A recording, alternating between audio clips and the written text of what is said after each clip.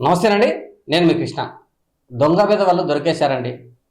దొంగతనం చేయాలనే సృజనాత్మకతో, ఆ నమ్మకంతో ఏకంగా ఒక షాపులోకి దూరారు.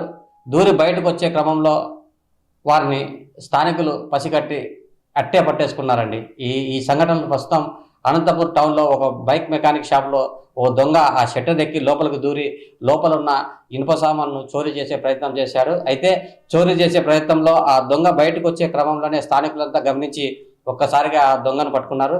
ఇకపోతే రాజస్థాన్ రాష్ట్రంలోని కోటా జిల్లాలో కూడా ఒక దొంగ ఏకంగా ఒక పోలీస్ అధికారికి చెందిన డ్రైవరే అతను ఒక ఇంట్లోకి దూరి ఆ ఎగ్జాస్టర్ ద్వారా లోపలికి దూరాడు.